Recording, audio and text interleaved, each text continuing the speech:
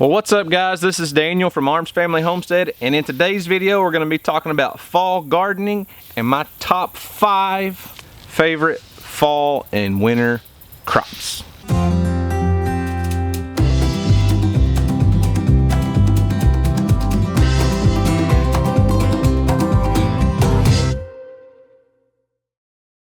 So as you guys know, I buy a lot of seeds from Luke, the MI Gardener. If you're not familiar with Luke and the MI Gardener channel, go check him out. Luke and migardener.com do some fantastic work for the gardening world.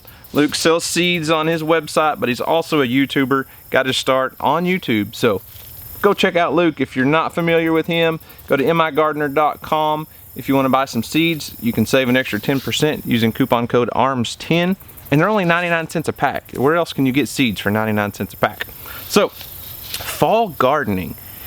I think the fall garden is probably the easiest thing in the world when it comes to gardening. As long as you get your crops started several weeks before your first frost date, it's so much easier than a spring garden. And here's how for me, and I'm sure for a ton of you gardeners out there, here's how gardening works. About January, February, it's cold and miserable and you can't wait to get in the garden. March, it starts to kind of warm up a little bit and you start getting that itch. April, you go out there, you till up the ground. April, May, man, you're just 100% going crazy, loving the garden life. June starts getting a little hot, but you're starting to get some harvest and you're happy. July and August, it's just miserable, hot, and you hate it. It's not any fun anymore. And then about August, September, you just throw your hands up, till everything under, and say, I'm done until next year.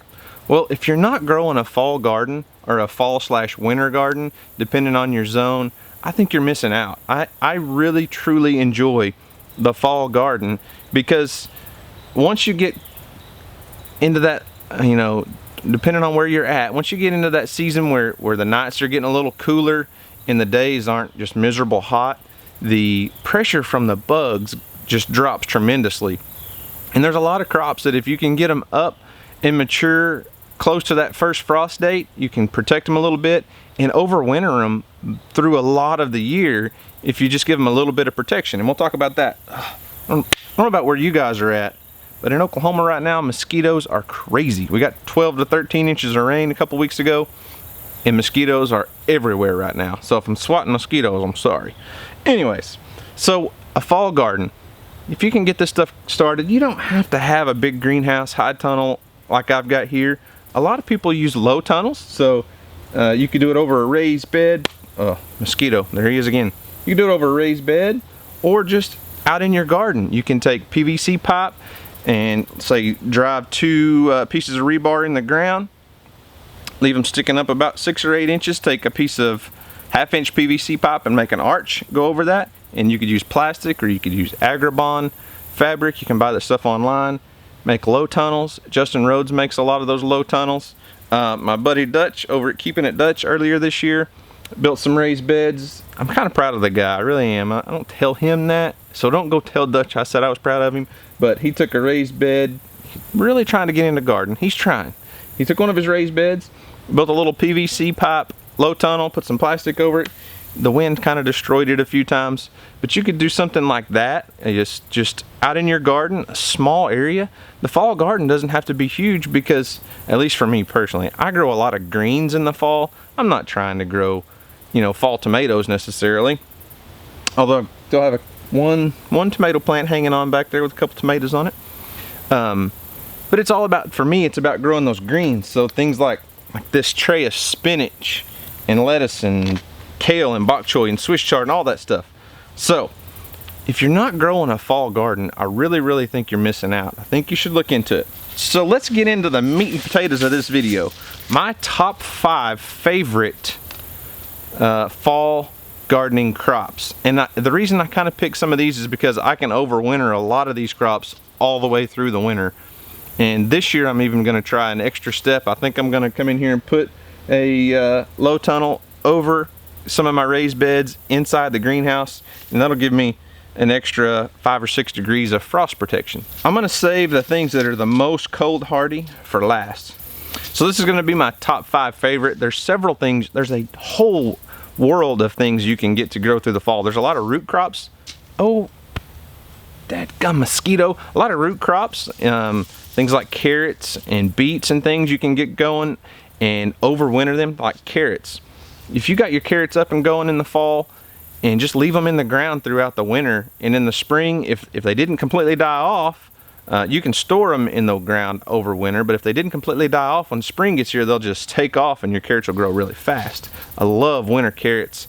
After they get that first freeze on them, they just get super sweet. There he is. See him? Mosquitoes the size of hummingbirds. Fixing to call them the state bird of Oklahoma if they don't slow down a little bit.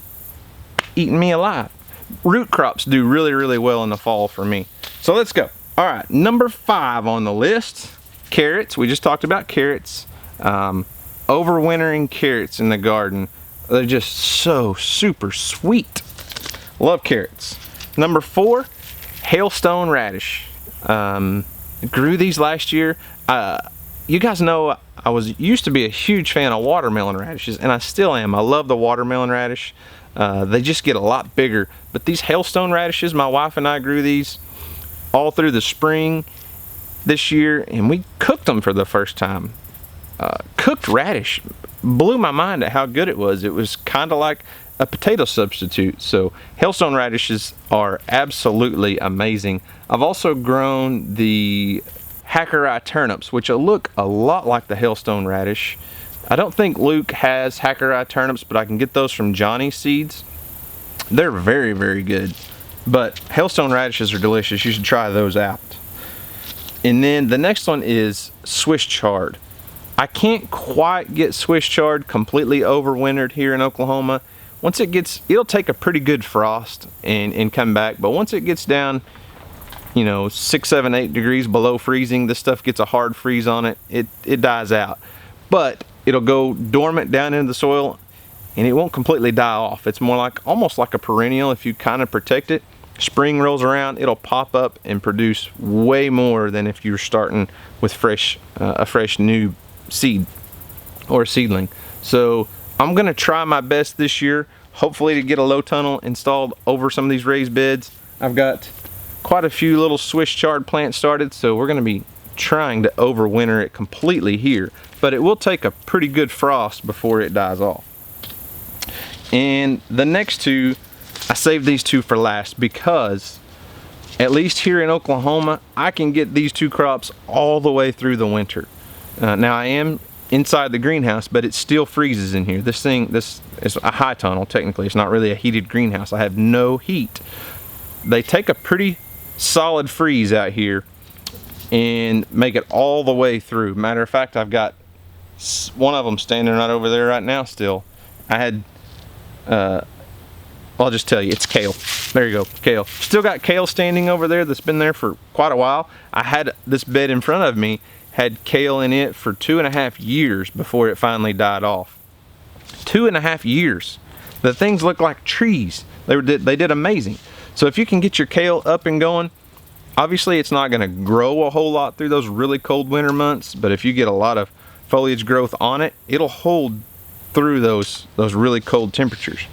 And my number 1 favorite fall crop of all time is spinach. Now this is Bloomsdale spinach, but I'm not just saying that variety. Just about any variety of spinach will blow your mind at the amount of cold temperatures it can take. The last couple of years I've grown a ton of spinach through the winter time, and I can come out here on mornings where it's literally down in the 20s and we've had a hard freeze, and you'll come out here and you're like, well, I lost my spinach last night, it's not gonna make it.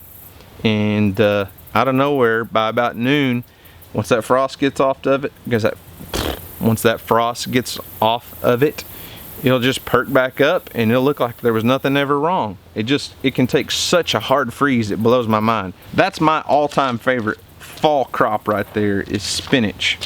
And like I said, I grow mostly just leafy greens through the wintertime, and that's because my wife and I are really big into juicing. I post a lot of stuff about that on my Instagram story all the time. Usually, not every day, but usually most days my wife and I juice for breakfast. A lot of leafy greens, other vegetables, throw some fruit in there. We just love it. So anyways, guys, that's what this video was about. Let's see who's texting me. I bet it's Dutch. So anyways, there's my take on fall gardening. If you're not into fall gardening, you should give it a try. I know a lot of people live way far north where it gets super cold super early and it's hard for you to do. There's still a lot of things, I think, if you just go out there, use a low tunnel, and try to keep things covered, I think you'll be surprised at how far into the winter you can get a lot of crops to survive. I don't always go off of what the back of these little seed packets say, because sometimes I can help things along and get a lot more out of those seeds, a lot more out of those crops than what that seed packet says. So anyways, fall gardening, give it a try. Grow some leafy greens especially, because they're super good for you. Anyways, guys, thanks for watching. I hope you enjoyed it. Y'all have a great day, and as always, we'll see you on the next video.